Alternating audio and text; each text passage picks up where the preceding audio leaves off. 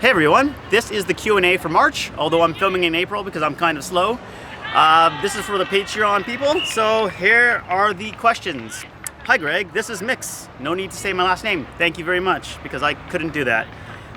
The question is, my girlfriend and I love to watch Life Where I'm From, and she wanted me to ask you some questions. Do people in Japan buy most of their things when they go on sale? Like, do they only buy new clothes or toiletries when they go on sale? Or do they just buy goods when they need to, without accounting for sales? I know in America people go crazy during times like Black Friday. Yeah, I've heard of that. We have that similar thing in Canada. Do the Japanese also have a tendency to shop for bargains? And what are the common brands people buy? Thanks a lot. Okay, so I do know people buy on sale. My wife and my sister-in-law, they like to do it because maybe at the store on a Tuesday or on Sundays they have 10% discounts, or on the 8th of the month, Ito Yokado has a sale. So at least I know from my personal family experiences that they do shop for sales, and the malls always have like some type of special sale going on. People are aware of it, they do it.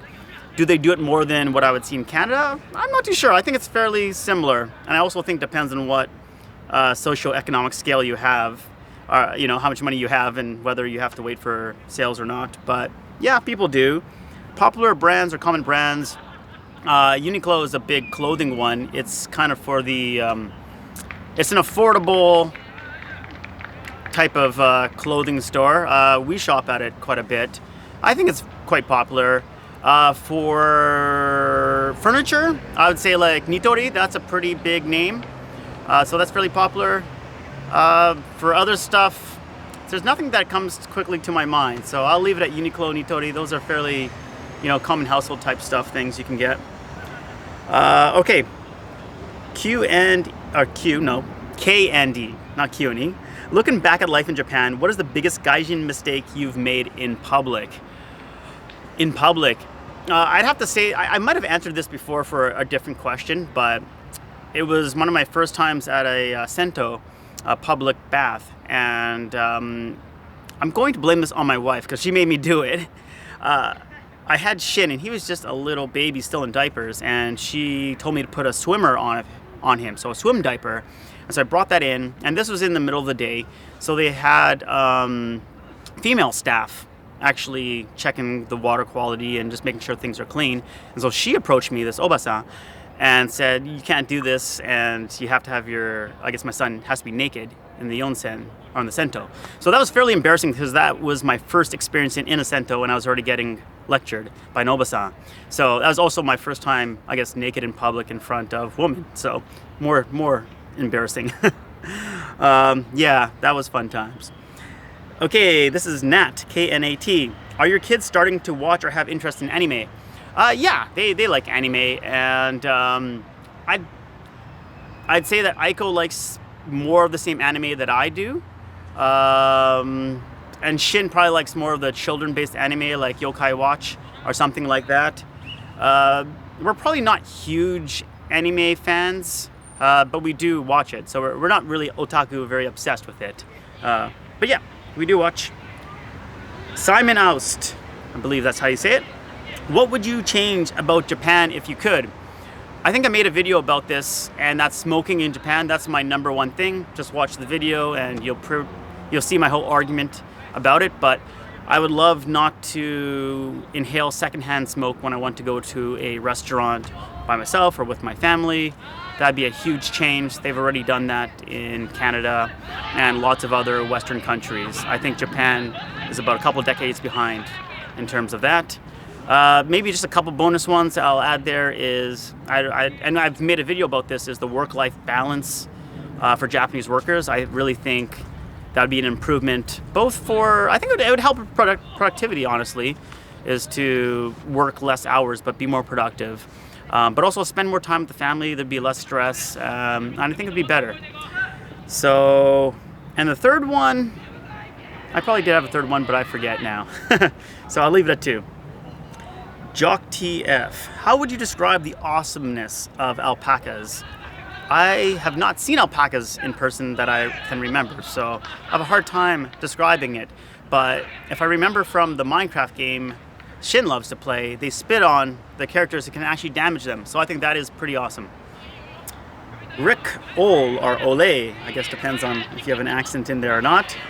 Hey Greg, having lived in Japan for several years and also married to a native Japanese, I think it would be good to explain to all those people thinking that living in Japan is going to be wonderful is not always great. My opinion is Japanese are very friendly on a casual basis, but to develop a true and lasting friendship requires as much or more work than North America. My question is then, how do you feel about that? I'm not that sociable of a guy. I don't make very many friends. I don't go up and talk to people without them talking to me. And this is in Canada, not even in Japan. So I think I'm a bad person to judge that. I, however, have made some Japanese friends, whether it be people at the Sento that I've made friends with, or people who are parents in the same school system. And I felt I've made just the same amount of friends or closeness of friendship that I have in Canada. But the people I've generally talked to and become closer with, they do speak English, they have traveled. And I think they have a different mindset than the typical Japanese person who hasn't traveled outside of Japan. So I don't think that's a very fair gauge of, creating friendships or strong friendships, with Japanese people. Just looking at my wife, I think she's made some fairly strong friendships, with native Japanese people and with Japanese people who have traveled. Like still native Japanese people, but people who have global experiences. So I think, though, that Japanese people offer a lot of compliments. There's more of a initial, you don't really get to know the person until you sit down and talk with them. But I think once you get to know Japanese people and if you have the opportunity, you can become close friends. So that's kind of my judgment on it. I will say, though, that I know some American friends, they are more likely to tell you their personal history to anyone without much provocation. So you're probably getting more of an insight into an American person than a Canadian person or a Japanese person. That's kind of my 2 cents about that. Okay, Michael Lau. Is it hard to find an English-speaking paid tourist guide Tokyo and Gunma for a 3-day trip? I honestly don't know because I've never tried to do that. I've always had personal native guides, or I've acted as my own guide for that. So sorry, I can't help you very much there. All right, so besides Patreon, I did ask on Twitter, Facebook, and Instagram some people to ask questions. So I picked one question from each platform. So on Twitter, I picked, what are the broadband and cellular charges like in Japan? I would say they're fairly decent. More so for the broadband than is cellular. What time is that? Do you hear that? That is 5 o'clock. So at certain times in Japan, you'll hear these announcements. And this might be asking kids to go home. We'll see.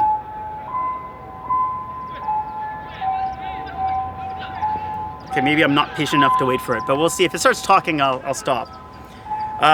So broadband is fiber internet. I think I pay about $40 when I used to live in an apartment, $60 because I'm in a house, and it is fiber.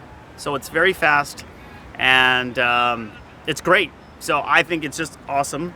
For cellular charges, they're pretty similar to Canada in that they kind of restrict your data at the lower levels. Speeds are pretty decent, though.